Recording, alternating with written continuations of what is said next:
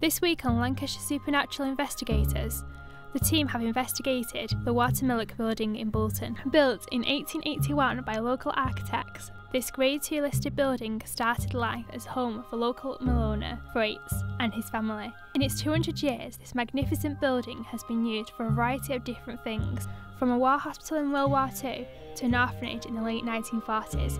Prior to the council shutting the building down in 1985, it was used as a care home for the elderly. In the early 1990s, the building was renovated and it is now the popular Tobruk Harbour restaurant. With so much history comes a lot of haunting. Meet the brand new ghost hunting team who are investigating the Watermillock and discover the ins and outs of their ghost hunts.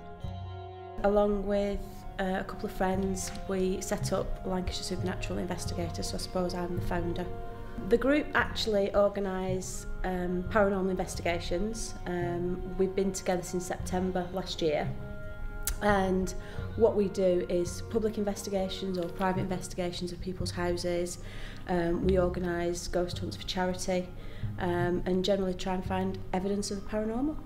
Although I'm the resident scaredy cat, like I say, watching Most Haunted, it used to scare the bejeebers out of me. I've not actually been scared that often, because when you get on a ghost hunt, it's more scientific than frightening.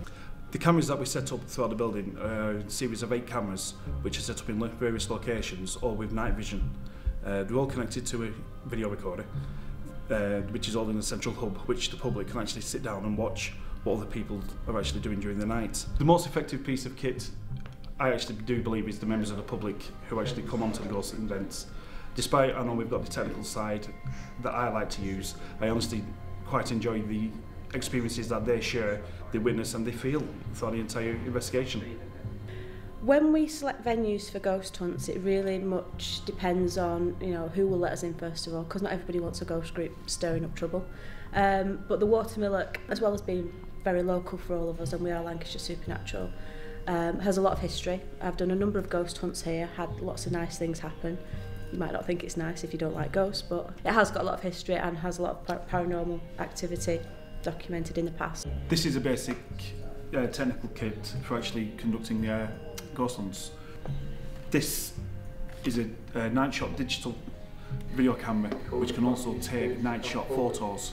So if we actually are lucky enough to actually get a spirit, we can actually record it to a disc and also record it to a memory card.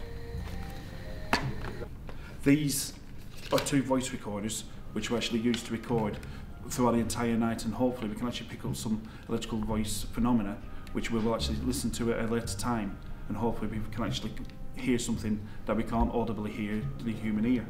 Ouija boards and glass divinations are very similar in how they work. A group of people will get together and will use an upturned glass, and everybody puts their finger gently on the top and asks the spirits to give us a sign that they're here by moving the glass. How a Ouija board works differently to a glass divination is there's letters and numbers on there, so you've got the opportunity for the spirit to actually spell out words, give dates, ages, etc. Whereas with a glass divination, you're just asking the glass to move in one direction for yes and another direction for no.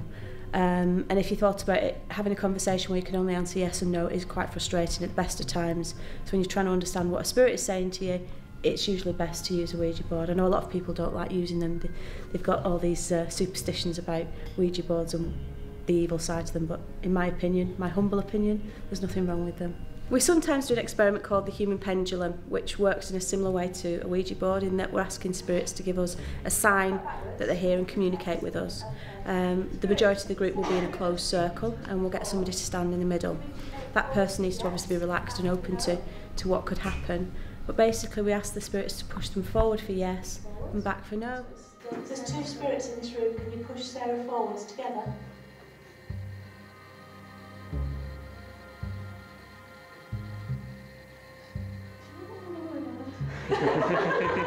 We've got some really good footage of human pendulums where people have nearly been pushed off their feet, had some really good responses to questions, and again it tends to work really well, and the public tend to get involved and enjoy doing those sorts of experiments.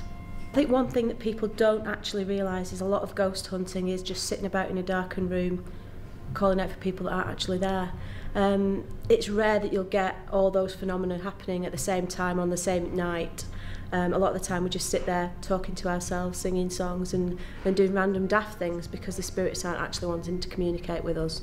And sometimes we find that if we do ignore them, they then get a little bit jealous and want to communicate with us. But 90% of the time, you're sat around waiting for something to happen. So I think a lot of people don't realise that.